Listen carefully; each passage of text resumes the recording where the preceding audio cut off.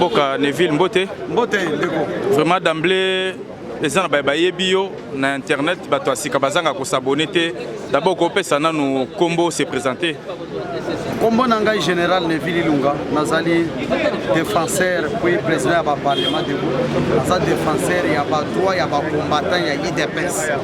Parlement de Bunanga yango yo nazali défenseur. Les wapi parlement de Bunayo. Parlement de Bunanga ezwami à 0 mètre na hôtel de ville de Kinshasa et sika ba institution ezali à 0 mètre na o azalaka kala André Kimbuto banda konyoko le biso à 0 mètre na komona institution babanda ko benga kin mazière ya ba policier awa na centre. Donc pembeni pas DGM. Pembeni pe ya DGM. Donc c'est kolo EBA. Biso to kanga miawa tozali koto Kimbuta koto DGM koto kin mazière. La carte ya centre ville. Mona mboka bongo avato le kana mwa mutuna moko to lengel po ici to zuyo pesa na numéro ya téléphone numéro na WhatsApp oyo batumsu bakoza bosenga ko benga. Merci beaucoup ndeko na ngai numéro na ngai ya WhatsApp ezali 084 0 96 96 45.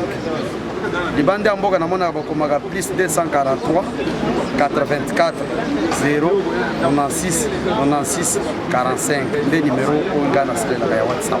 Mwana mboka poto sugisa toyoki ba parlementaire debout boza na marche yango le tozui musala ko tambola pona to yeba marche za na occasion nini. Bon, likambo ya marche ngana yebi yango. Na yebisa que na ebandela que nazali défenseur ya ba droit ya ba combattant. Marche. Je n'ai pas été informé pendant le camp de marche. Pourquoi? Parce que biso tozali ba leader pe ba combattant UDPS. Tolanda idéologie ya UDPS pe hiérarchie à parti. Président AI, ou bien président wazala ko kamba UDPS c'est Jean-Marc Kabunda Kabou. Secrétaire général c'est Augustin Kabou. Batikali ko benga bisote ou bien totikali ko kota na réunion te que non to ko sala marche. Marche ya bien ba parlement debout. Pour nous soutenir ceux qui sont des moutons, ceux qui ni makamboni tout ça. Bon, na éviter parce que wana biloko wana na. Mais quand même so yoki yango na baninga mususu. Na yoki yango te. Guys, so naza leader, naza défenseur ya ba droit ya ba combattant. Soki na yoki marche, na yoki likamwana. Ata bango moko ba organisateur wana. Tant que va contacter bisote ba yebi que non, wana za leader et le wana go échouer. Bisote tozo tala d'abord oyo hiérarchie à partir de loba. Vous comprenez? Wana na yebisa que na ebandela que ezana ba petit mususu 100 jours. Ba créer pe ba parlement parce que na terrain ba bomaka lususu te. Mais biso awa tala miso eza rouge. Ko bunda chaque jour na bankasi lacrymogène, ko nyoko ma ko bunda chaque jour. Bankasi lacrymogène ainsi de suite. Aussi tozana expérience. Tokoki jamais ko se mêler na ba aventure ya bana oyo ba botami lelo. Soki ba sali marche ezana ngo bien. Mais na yebi ke biloko wana secrétaire général yebi yango te. Président du parti Jean-Marc Kabunda yebi yango te. Même chargé à organisation à parti yebi yango te. Biso toza ba chargé à mobilisation. Soki ba tumoko ba se concerter na moi groupe na bango ke ba sala marche. Bonne chance pour na bango. Merci tout le monde nga représenter biso mutu soki akoko ya représenter biso ye papa. Oyo azali combattant na ngai papa Camille. Et ça va combattre parlementaire debout. D'ici les 3 à Zokokissa, 95 ans. 94 ans plutôt. Il y a 94 mais il parle. Ata Otunia. Vous êtes là bongo tozongelo mona mboka mbote. Vraiment ba bazolanda yo histoire moké na état que combattant histoire ni oyo bato bako retenir les lots. État que combattant vivre vraiment voilà, longtemps. C'est que j'étais au début de ma vie. Au Monangai, Ndabu, Camille, Ndabunganga Camille, Nazali, transfille, Tabako, ma première combat, mon combat, Zalaki, il y a Nabako, Naba camarade. Celle qui m'a bandé, baluye, bangonyoso, et c'est quand bakoy koufi, nani naïd de pêche, donc là 6 millions. On a ninga au côté de Neville, de nyoso wan. tomoni ke 94 kalaté mais ça ne repose na ba diaspora na habité ce qui tozongela pe président tam susu ba organiser quelque chose ya on a habité est-ce que organisation moko za songolo pakala pona mukolo ngo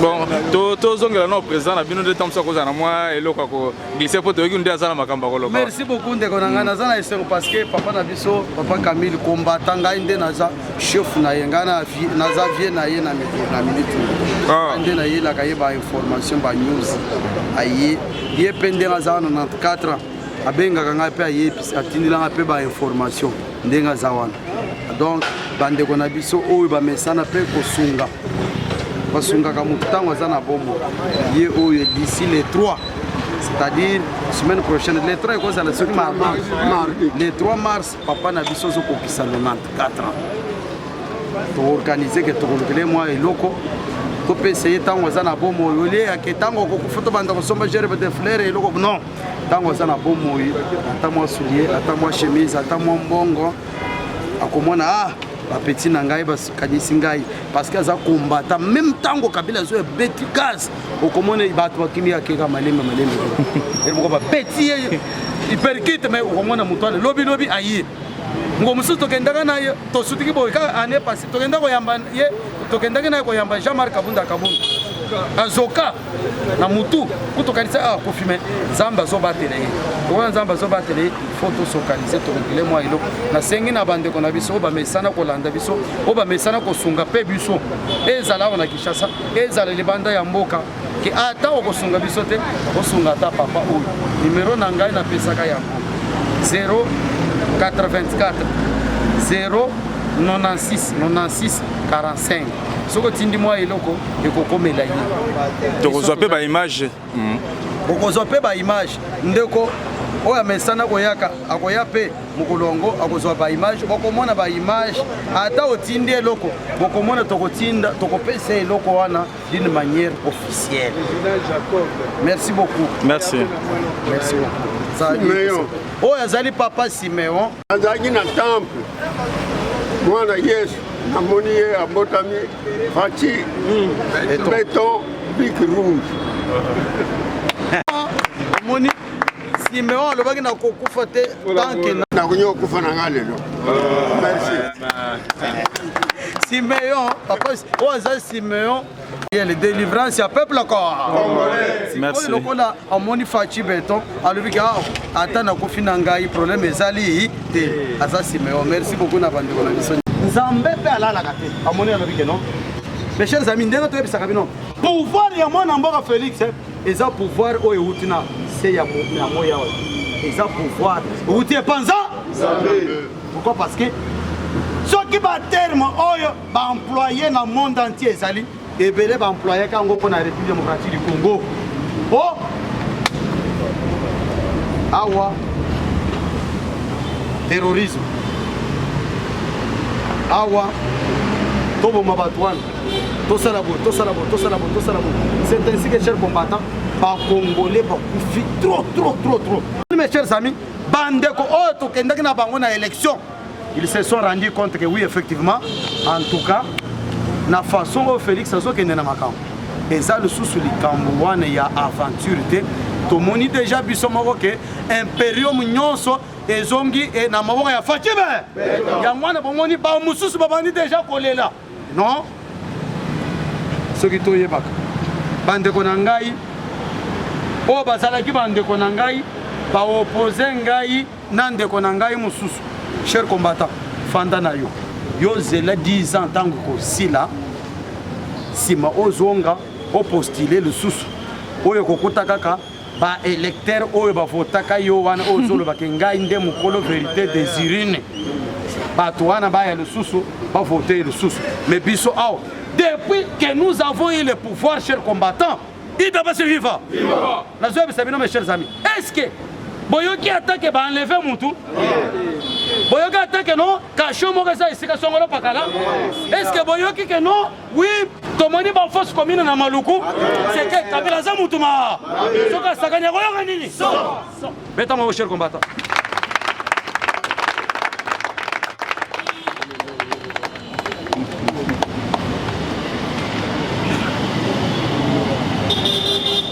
chers amis. Boyeba, boyeba, pouvoir de Félix, et ça pouvoir. Parce que même dans le pays, nous savons bien que non, les Congolais vont souffrir. Mais, d'accord aussi? Oh, fais-le-moi la camouflage. Et qu'il y a moi dans sem, et qu'il y a nous avons Kabila, nous avons le peuple congolais. Un Congolais au service des étrangers. Un Congolais, Lambert Mendes Zagnan, Congolais, Bocha Bazanan, Mina Bazanan, Batouane Lisanga Yaba Congolais, Bazo soutenir un Rwandais. Bote. Ndebo mon cher combattant, Nzamba le non, je ne peux pas laisser et tolérer pas Congolais, Bazalaka toujours sous l'emprise. Ya Mutumoko Songolo Pakala Wuti Soki Wapi Ayi, avant de ce qu'on maltraité, qu'on malmené, qu'on torturer le peuple congolais na mabele na ye avec l'appui du peuple congolais mususu. Il n'y a que quelques bateaux au bazaka na bonya au tobengi ba combattant ide. C'est pas télé mais non. Trop c'est trop. Kabila Sengela Serini. Yo mutozo kanisike Kabila Sakei. Likambo etali FCC cash. L'autorité morale c'est Fatibe. Beta mon cher combattant. Accueilli à ticket loko ya keno coalition moindre mouvement FCC bakena no se concerter Kashi bakena no se concerter comme si le pays doit être dirigé par les individus. Le pays doit être pris en otage par quelques individus. Plus de 100 millions de Congolais être pris en otage par les quelques individus mal intentionnés. Oh yebanyoko le peuple congolais plus de 18 ans. Jamais. Mon cher combattant, nous avons eu le pouvoir. Donc, on a une étape pour conserver le pouvoir. Pouvoir au bisoto aussi. Tobundi 38 ans. Bote. Tobundi.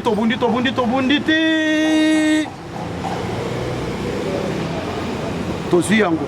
Nous sommes maintenant en train, chers combattants, na étape au Babengi, comment conserver le pouvoir. Conservation du pouvoir, mes chers amis, c'est l'étape la plus difficile. Il y a un combattant, il y a IDPS.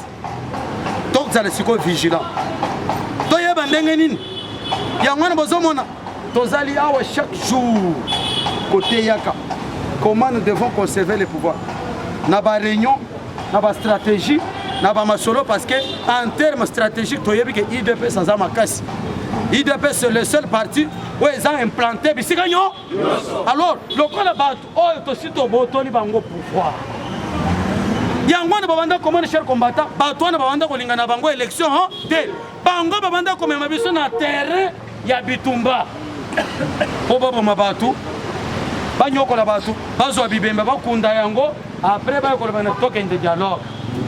Babomi binoti après to sala nini token de dialogue. Biso totalité monique non. Ba père fondateur na biso balobi que IDPS vaincra. Convaincre IDPS et qu'on la par la voie ya Kalachnikov te. Convaincre IDPS qu'on la voie ya Kobomate. Qui sait que s'il s'agissait que pour nous pouvoir na mboka na biso ya Congo, il faut totambo le likolo ya bibembe biso to kolinga yango te. Mais l'IDPS prendra le pouvoir d'une manière pas pacifique. Et puis mon l'IDPS au pouvoir.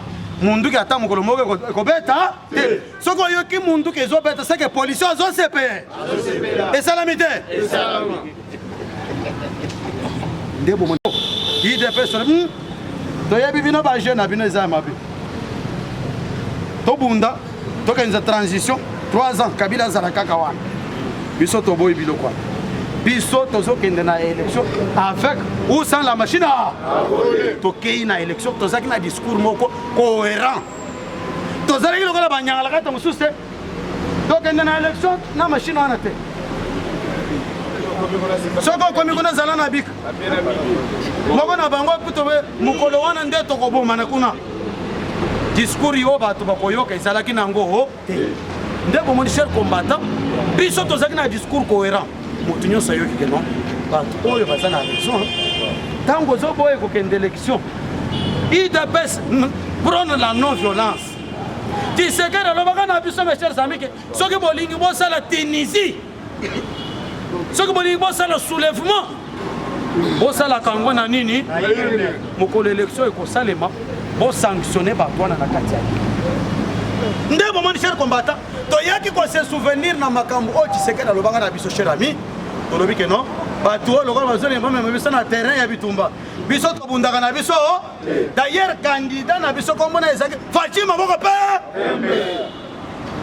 bamosusu kutu bazaki wana barebele un rebelle abomi bato aye awa akomi mpe vice-président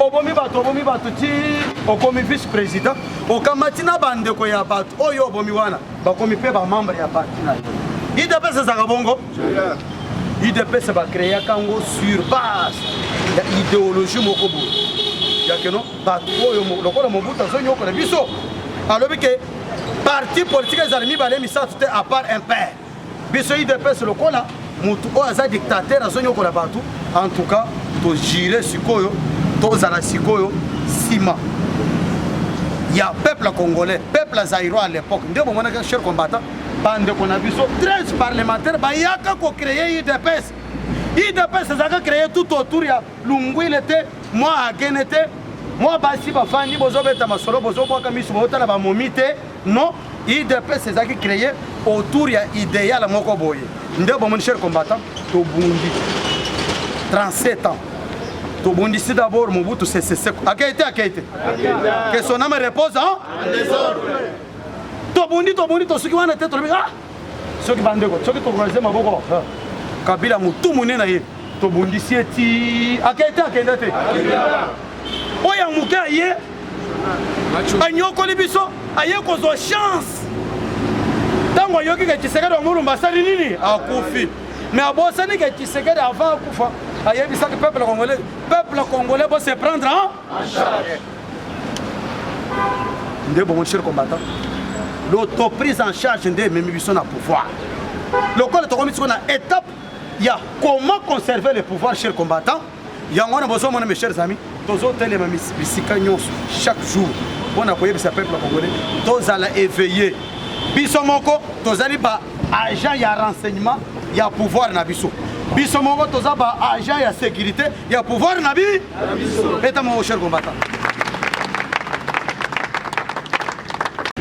bomoni bandeko oyo baconspiraka contre le pouvoir tango bamoni ke oui tozomona makambo ndenge ezokende eza ndenge mosusu Félix awuti konome bamagistrat anome bango eza Kabila te Kabila azalaka lisusu te obemina kokende nano tune eza bongo te obemina kwake ya tune azongeveke eza ya solo Félix nde anome ba c'est que pouvoir ya solo eza échangé eloko nini esilaka te alors l'IDPS cher combattant ndenga tozoyebisa bino mpo namonaki bato mosusu bazokondane Jean-Marc Kabunda pamba Jean-Marc Kabunda azali visionnaire ndenge IDPS biso cher combattant tozali na idéologie ya ANC biso mpe tozoprône socialisme ANC ntango bazwi pouvoir moko combien d'années tokomi combien d'années si obi no bozwi pouvoir cher combattant ozwi lelo na tongo lobi na poko tika ngo ti mokolo yesu akosala nini itapasifa yesu yango oyebi mokolo akoya ayebisa biso na bino il vient bien leta moko cher combattant bien oh mon frère. Et puis, je mets en carte, chers combattants, bandeko, oyo basali tout moi parti politique na bango, lelo. Bouka lelo, lamba lelo. Balande idéologie, il y a IDPS. Avant qu'il n'accède au pouvoir. A petit maman, il y a bamboula. Il y a konyokwama. Au contraire, bino batu bozomi benga ba leader. Biso kututoreki bango, biso ba président ba parlement debout. Biso ba général Neville Lungu. To betama na façon ko sakanete. Tonyokwa omoni bakzuyo bo ba petioti batamboli lukolo yo fayu no sozo bangu ba bongo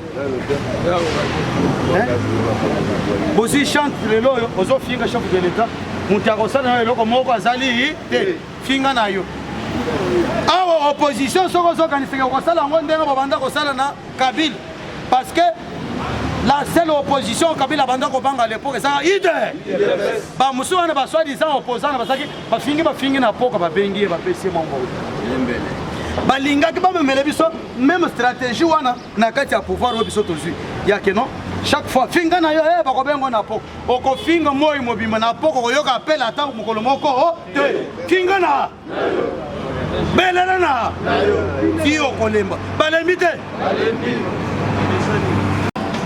Sainte-Thérèse tokosala makambo minene bokende na bino Sainte-Thérèse yango bapekisi bango Félix Zamabe nous sommes préoccupés par le bien-être de la population parce que papa lobaki kobosa na le peuple d'abord. Mon cher combattant, soyez patient. Ndenge tozaka patient na kati ya opposition tobundi tobanda kobunda croyant qu'un jour l'IDPS va chasser Joseph Kabila. Et puis biso tobanda kolobaka pour chasser Joseph Kabila toko chasser na manduki te francs, il y a 100 francs na papier à 50 francs. Et bien ngani bango te. Mais tu vois tu comment quelqu'un nyanga la carte o basala ki wana pe. Cher combattant ba pe si bango mbongo. Il y a programme il y a 100 jours. Ah babandi bisali la mose ozo simbela buto mais nazo mona ba congolais basa distrait comme kaka likambo les attaques likambo ya saute de moto non FPI pa bimisa kambo o na bimisi montant tel mais o ezali o ebimaka eza montant mususu Foner o na bimisa ka bona boy o ebimi eza mususu régie des eaux ba pesa pe ba ngombo bozana mai na ba quartier na bino régie des eaux Snell Yangwana Snell André Atundu yebela vi Liongo Atundu porte-parole de la majorité présidentielle. Je crois qu'aussi longtemps que Joseph Kabila sera là, la majorité va exister. Maintenant que Joseph Kabila n'est pas là, la majorité va-t-elle exister? Non. Tout la mouche. Parce qu'il n'y a pas que le rôle de Kabila a sousté. Mais ça doit exister. Tout la mouche. Ok, il y a Pizala au son. Dengo Zoman, cher combattant. Kalamingite, opération Moukama. Yangwana, bon, cher combattant. Bomba. Biso ba leader. Biso tozaba 100 jours. Biso tozaba polo idéologie au Parlement de l'eau. Au fin de la caméra, on va dire n'importe quoi, ça n'a pas son sens d'être. Parce que chef de l'État, il y a mon cas, ça le que non. J'ai sillonné dans mon émission, les autres, ça les m'a bien. Je confie ma Cambouignon, ce n'est pas justice. Alors, j'ai trouvé que mon directeur de cabinet, Azo Salanaye, Yamala, Yamalam. Si quoi y a tant aux finga, ils ont contredit le chef de l'État. Chef de l'État, le directeur de cabinet Nangaï, Azo Salanaye, Yamala. Mais en même temps, les chefs de l'État, l'Obinin, j'instruis la justice, pas enquêter même famille propre Nangaï, famille. La présidence, bon, dit même présidence. Et qui vivra avec Votika, Bissali la surtout les petits ou les 100 jours. Quand vous parlez plus de caméras, plus vous attaquez au chef de l'État. Chef de l'État, ça quand il est que non, caméra, bien. Mais j'instruis la justice, pas auditer, même la présidence. Caméra est directeur de cabinet, il y a chef de l'État. Directeur de cabinet Nangaï. Ce cas le directeur de cabinet Nangaï, directeur de cabinet Nangaï Salinini. Mais mon collègue directeur de cabinet à l'objet, directeur de cabinet Nangaï Salamosana Yamala. Otika, donnons l'État. Mettez ma cher combat. La politique était Kendo Salata, Fumbo. Toyebi sakabila cher combattant que tant toyaka na Kinshasa tobanda komona keno bakwanga batekende babanda ko sala bakwanga soko le kwanga ya bateke kokoyoka na yopie eko sala libumu te nakosi soko zalaki na posi ya kolia kwanga kendo somba kwanga ya nini ata ba mama na biso ndako lebeke kendo sombela na kwanga na nzela wa ko somba kwanga mususte somba kaka kwanga ya nini Pourquoi? Parce que Moussala n'a pas maîtrisé et ça Moussala ya nini ya kwanga.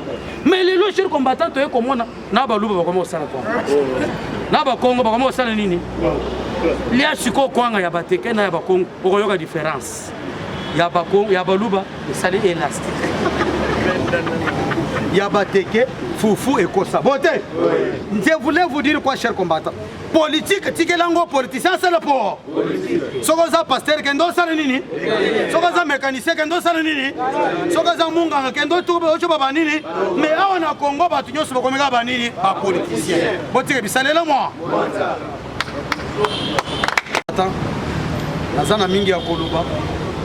Mais ngai en tant que général Neville Lunga, naza défenseur ya ba combattant. Naza défenseur ya pouvoir ya Fachi Beton. Parce que tu souffrir mingi pour na pouvoir oyo. Lokola tu souffrir mingi pour na pouvoir au cher combattant. To kotika te ko mona mutu moko boye aya ko sakana na pouvoir. Parce que bisope to tikala ko sakana na pouvoir ya Joseph Kabila te. Ata ko to sakana ya assassin.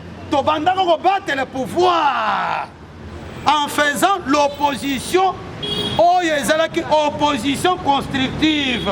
Ah to mona bato bazolo baka ah, saute mouton, bah embouteillage boy. Mais bon ça là bah marche, peut quand même boy revendiquer non. Tout ça mon embouteillage boy na boy, tout ça bah marche. Bon ça là, bon solo baga na banda ko na bino. On est opposition. Oh to moni dollar de mati bona boy. Biso tata dollar de banda ko mat. To banda ko ça le peut ba démarche. Et ko ça là bah marche. On a côté les mela yango. Mais on a terrain, biso moko ba combattant na pouvoir. Biso moko na combattant na nini na opposition. Bon moni te ba bato ba pesi biso mo sala makasi. Ndenga ti sekere lo ba tango yida pesa ko pouvoir et opposition na maye nde bozo mon cher combattant biso moko tozo dénoncer soki to côté ministre ata yida pesa yibi to ko yao to ko sala nini to ko dénoncer mais bango c'est pour vous dire que cher combattant na terrain opposition ezala. Merci beaucoup na ba combattant nyonso bazo landa biso et ça la ba ko landa biso libanda ya mboka kombo na ngai général Neville Lunga naza défenseur ya ba parlementaire de pouvoir oyo IDPS eza lokola mutuka ekufaka tango Tshisekedi akufi. Jean-Marc Kabunda chauffeur biso ba combattant to bandi ko tindika mutuka to tindika te mutuka pelite Fachi comme chef de l'État isengeli ba combattant nyonso bazo misala tombole misala allez boka ngaba.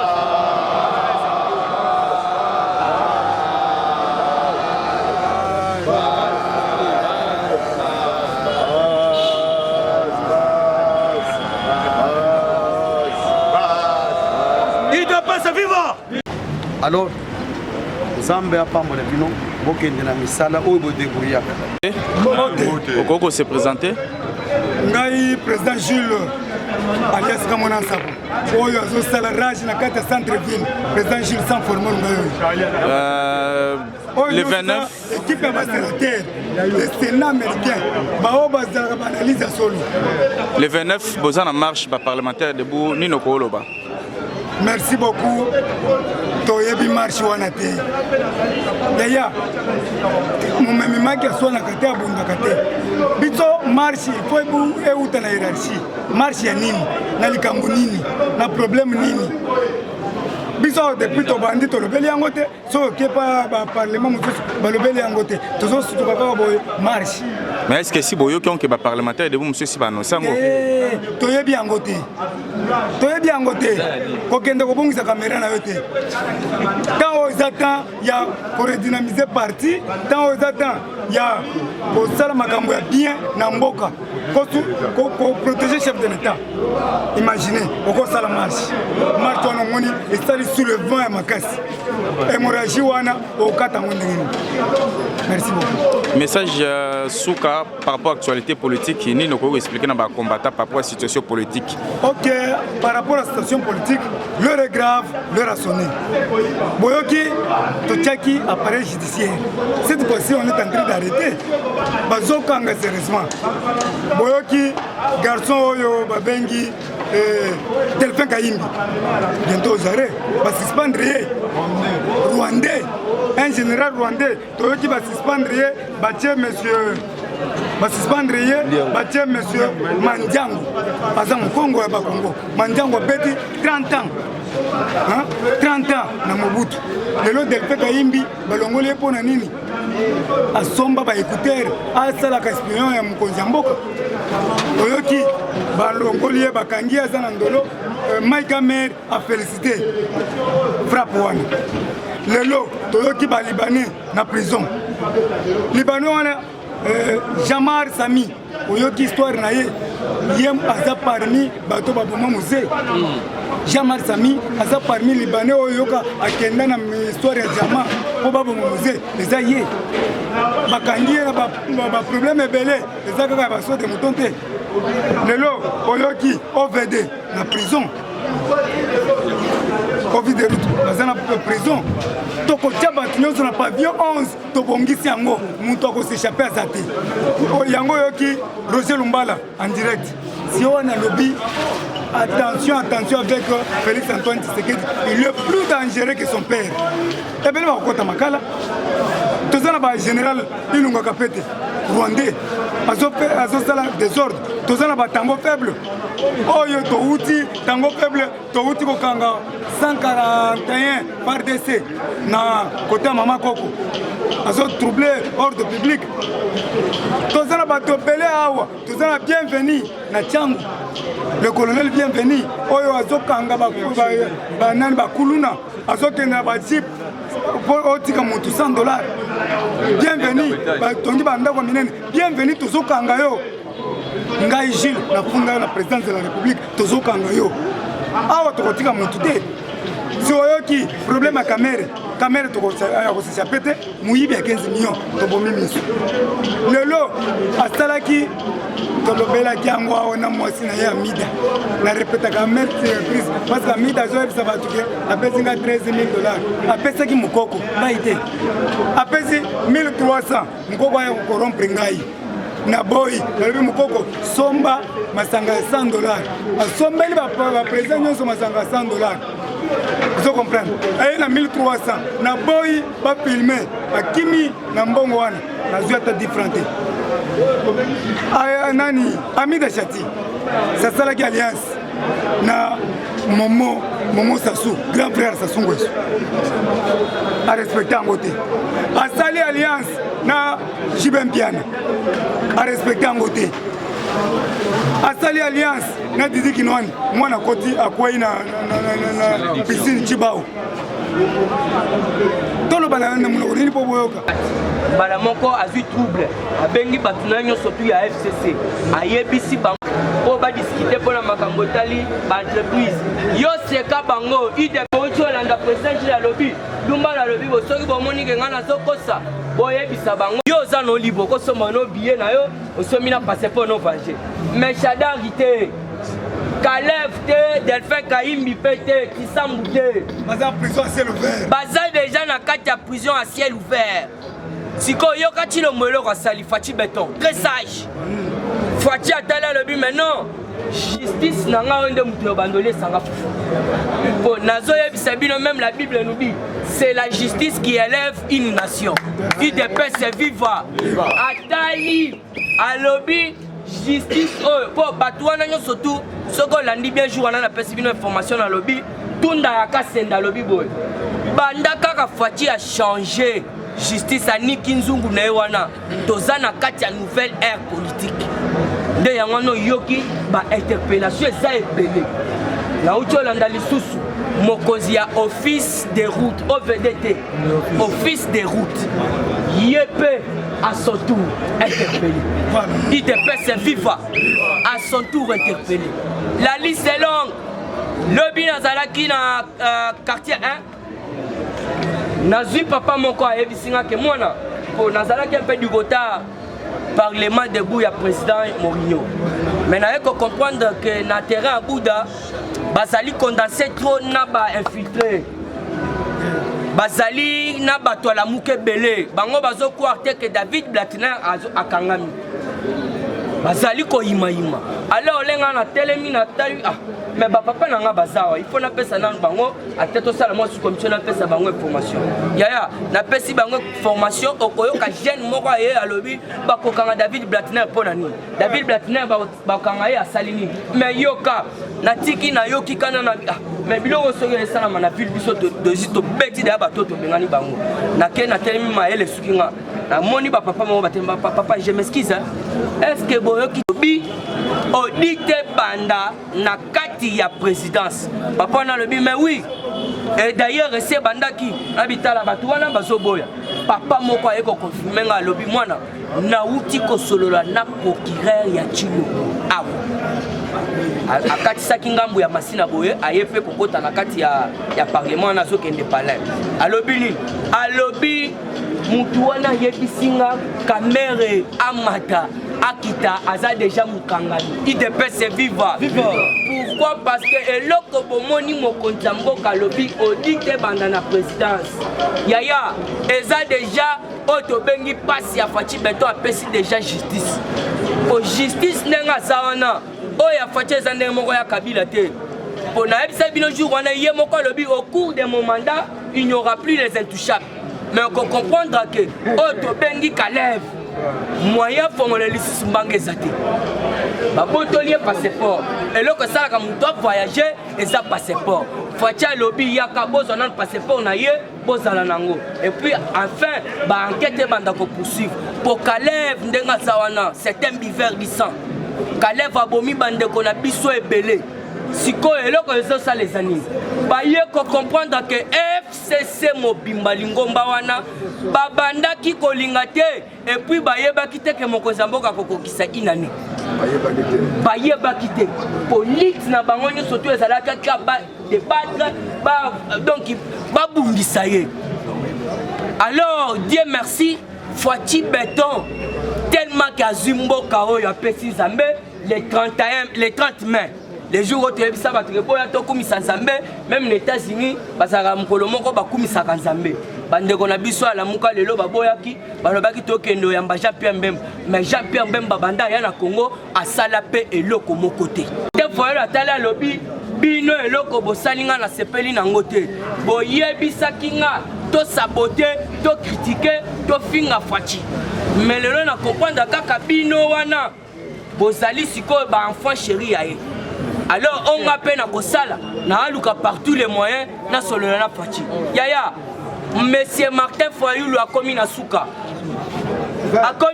pourquoi yoka Martin Fayulu alobaki que non basala ba enquête na ba scandale financier azoye bateke oyo azotambola ne pembe na zali moyibi munene yangwana dans un bref délai Francis Kalombo pour balobi Francis Kalombo de mutafundi muzito 350 parcelles yo babanda ko futa yo combien pour osomba ba parcelles nyoso wana ndesiko Fachi lobaki je ne vais pas fuiner siko bango bazotindika Fachi afuiner siko yango na koti na lolengo wana po bango bazo comprendre que leur Fachi atali alobika que non bato yo na bomeli bango moto na lobi na zo banda makambo akala te na le kambala moko na résoudre social ya mboka mais bango bazali kolinga te ba ye kotala Fachi Beton a changé déjà na face IDPS viva il y a office de route à son tour pour déjà tous à 3 personnes merci à nanga pour la compétence information donc à Kangami déjà toi d'aller en 4 prisonniers donc filé oyo ya ba magistrat ya Fachi et Kangi déjà 4 angolo et là bozoye baté nazo bakisa na maloba oyo to bengi Roger Lumbala lobaki IDPS viva Roger Lumbala lobi boye bino bozo mona te bozo yoka pété comment ça fait-il que Fachi Beton aille na pouvoir priorité na ye ya liboso abandi ko bongisa tous les prisons ya République démocratique et je vous informe déjà que non babimisaki 600 quelques prisonniers ya ba auto bengi ba kuluna na ba délinquants na prison ya Makala batindaki bango déjà na ba province oyo ya Lubumbashi babimisaki batindaki bango na Ngenga oyo ya Mbanda ya Équateur ya Lisala merci papa ngai siko tala siko que non prison na biso awa batie caro batie climatiseur batie ba urinoir ya propre yaya il faut ça la mise sur comment la papette na loba ki boye Kabila doit partir en douce yamana lelo tozo kokisama à ça la quelques semaines ce n'est pas une mince affaire. Procureur général ya États-Unis atiki kuna akiti na kati ya RDC azao et ça diplomatie ezobetama. D'ailleurs peut-être bozo comprendre que pour Fati Beton atali déjà que batunanga ou soit population nanga il faut déjà basepela. Mais comment ça fait-il que batunanga bazo sepela te batuwana kaka bazali koyebisanga que non oyo aza moyibi kangabo yango na tiki nanu makambo social atiki yango te metokolia abimisaki déjà mbongo po atia yango na banque po dollar rechité président Gilles alakisi biso lobi que non oyo tobengi ngoy kasanji aza na bamachine ya mbongo azosala ba 500 donc tous les cadres ya FCC baza na bamachine ya mbongo bazosala mbongo wana bakende bakota na couloir basombi ba dollar nyonso tout pour ceux qui ont couloir au couta à ton sous à ton sous IDPS FIFA si quand l'herbe a somme bon surtout infraction de monnaie mati biso wana to bando finga fachi tozo mettre en garde ba universitaire ba otobengi ba étudiant ya inikin bazali ba profayulu batu wana baza ba universitaire te bazali ba kuluna ba koteli na kati ya ba universitaire. Comment ça fait-il que yoza universitaire ou soit Otobengi étudiant ozali ko réclamer ko senga Kabila zonga mais ça j'en ai marre pour Kabila yena bokonzi ceux qui azala qui na bonne volonté pour Fatia lobaki yango dans la politique si vous avez la bonne volonté vous pouvez tout faire.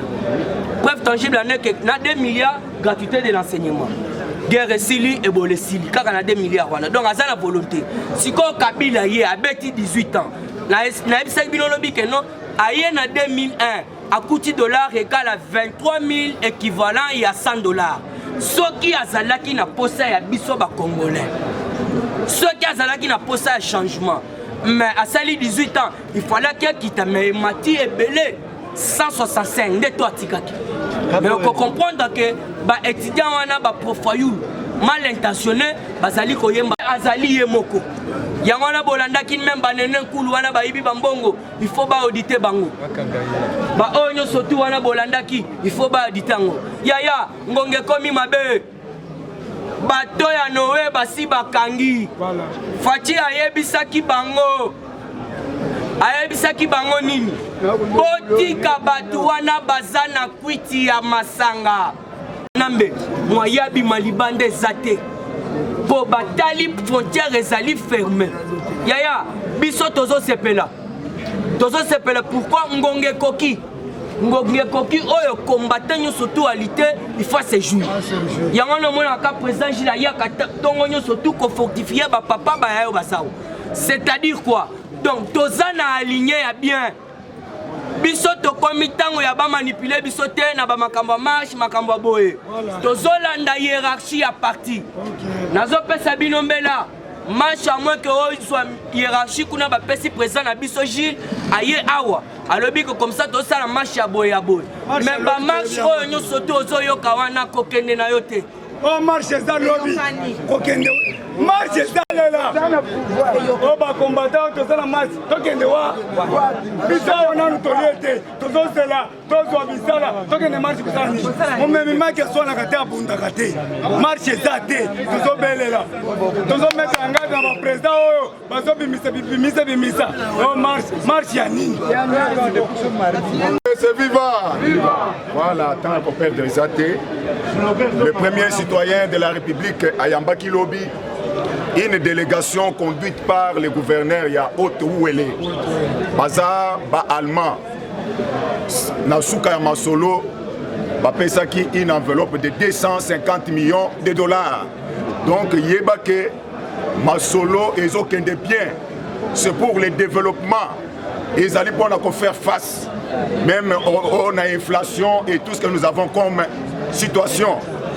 Alors, pour la Kobakisa, na bandeko ba utiko leka liboso et sengelo yeba que Kabila ba vandelier awa non seulement na ba kombo misato yoyoki ya procureur spécial ya États-Unis ndeko oyo Union africaine chargé à sécurité na Peter Bam mais toza lisu sur place na Kinshasa wa na envoyé spécial ya Royaume-Uni yépé avant na Kinshasa wa c'est pour le même dossier. Alors yango wana so Kabila yebisi batu na que l'heure est grave.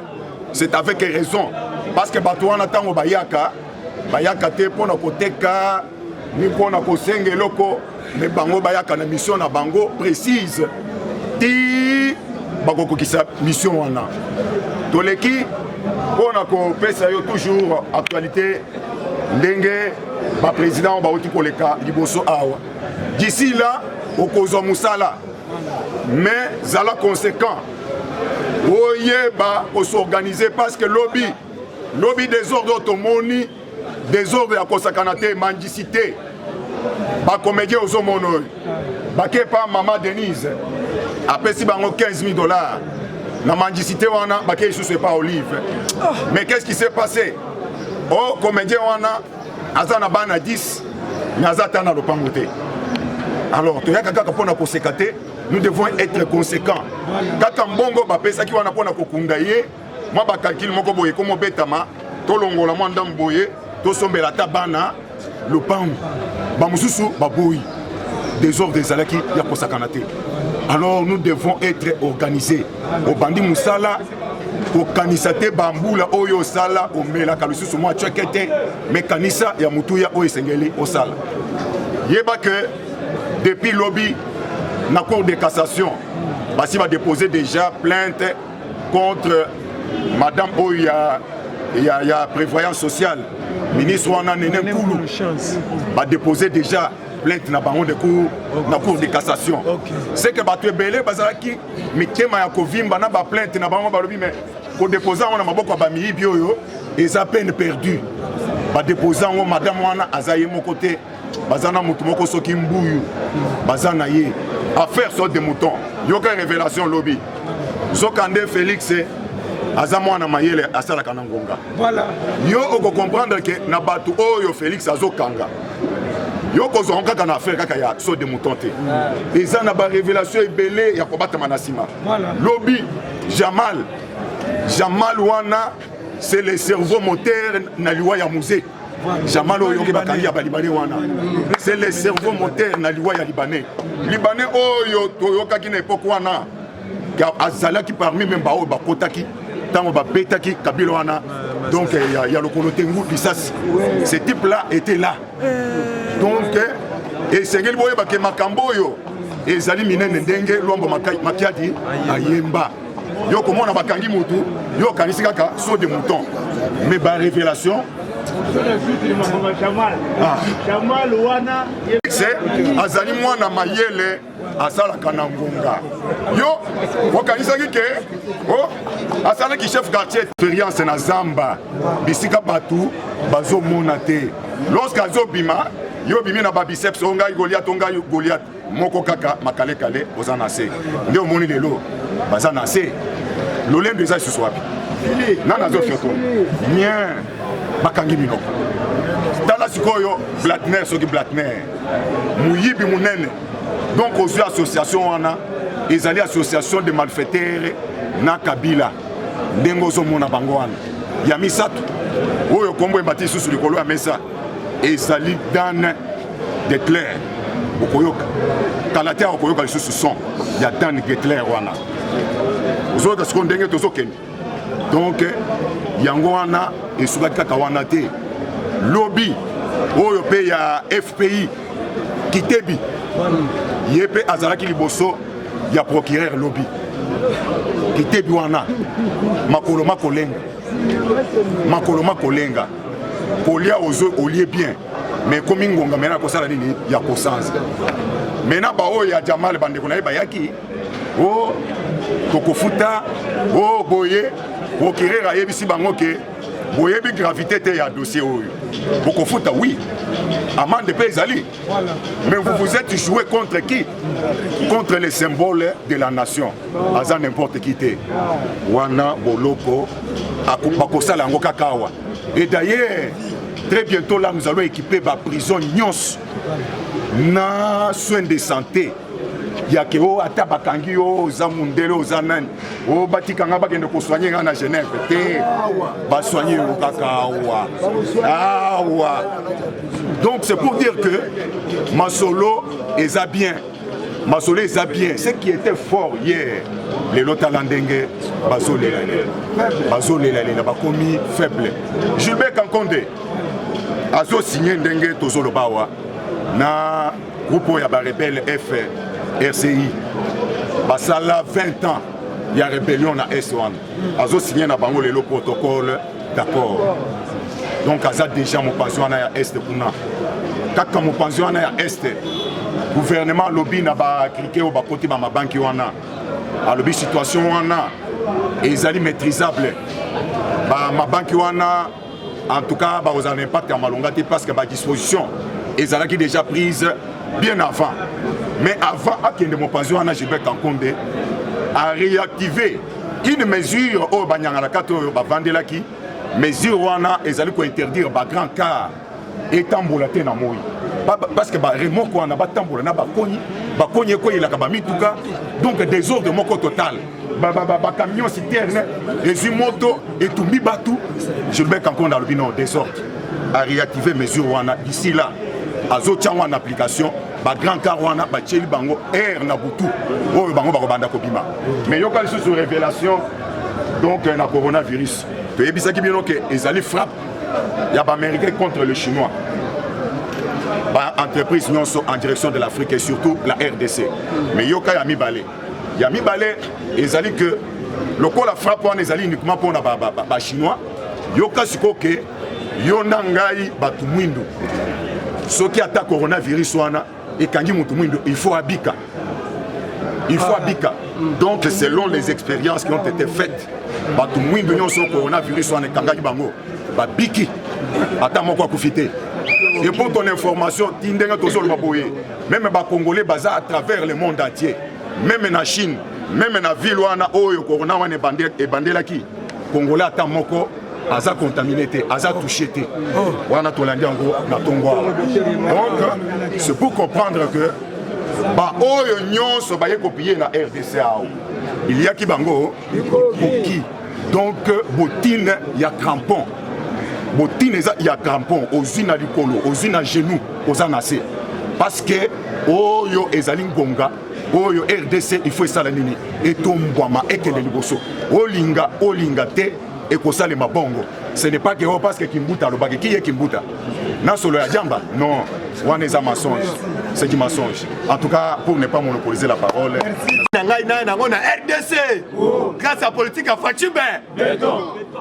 Combattant, Kolobitika Mutema Mabe. Soki Oboyi, mais la poison, même j'avais la 50 francs. Oh là la libé, Nyoso Botika la Bokonzi ya Yafa. Combattant, Mekti, oh Tobena Rana gouverneur ya ba Congo. Parce que lobby na message à ça là qui est fait sur Essengo. Mekti na madame ya social. Parce que le lot Tozolanda, oh Tobengi conseil des ministres. Parce que balobi le lot, flash. Après conseil des ministres, toyebi paraîtrait. Facha oyigo bois kabor toleka. Parce que lobby a déjà félicitations. Parce que Makamer, amen. Tolobi donna Trump à l'obaki na munoko na lobby. A félicité au Tobengi Fatibe. Béton. A lobby quand même au Tobengi Makamer. Azo au Tobengi Fatibe Béton. Na message ba yebisaki bamoni quand même masolo ebetama na Angola et komi kolande la paix Congo. Yango to pessimisa nga na top Congo. Top Congo ozo sala musala à l'état té. Parce que ne fils que information à lobby bazolo bela toujours na ngam ya bato FCC ukomo tshela so makamba bakimbangisi. Et le kelibiso fort. Christian Lusakwen. Mokonzamboka ebisaki yo clairement. Ne ozali wana akosala yo média.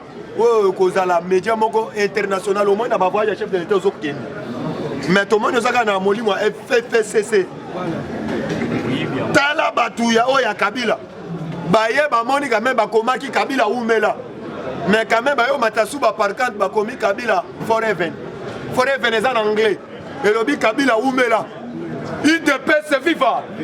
Même combattant tous à la liste sur le collet à liste. bazo préparer maman Olive Lembe pour être à Yéne en 2023 à la locola Tchalibaya. Est-ce que vous avez dit yango moni combattant ça la calme yango moni combattant na matanga oyo ya mobeti mbunda aya memi oyo tobengaka camion mobimba oyo tobengi ya makala amemi camion mobimba oyo tobengaka ya soso po ne fiska kende kokabola toyebi bien oyo tobengi mama Olive botikali kovanda bokonzi awa est-ce que osalaki eloko moko yango tobengaka mama Olive aza kobiyar munene IDP c'est viva combattant de l'élite zala calme merci oyo tobengaka na Gilbert Kankonde okomi kocomprendre ete tolobisaki yo tika biro kita na terrain na terrain merci na mosala esalamaki lobi na Pascal lobi mema musala esalema kitoko azalaki surpris na kati ya koleka nakuti Cornel bienvenu akange ngulupa bakuluna azoyesa bango bino bokende kofunda nga pas chef de l'état bozobenganga l'homme de 100 000 ngai naleki na mopanzi biso tofundaki yo colonel naleki na mopanzi natali oyo tobengaka colonel bienvenu naseki makasi combattant de l'élite oyebisi Fachi à part invitation bavitaki ye na États-Unis oyo bavitaki lisusu na bavitaki na kati ya Japon à part Russie yeba na Canada mpe bainvite yeba déjà Fachi toyebi quand même papa koya na chasse ya munene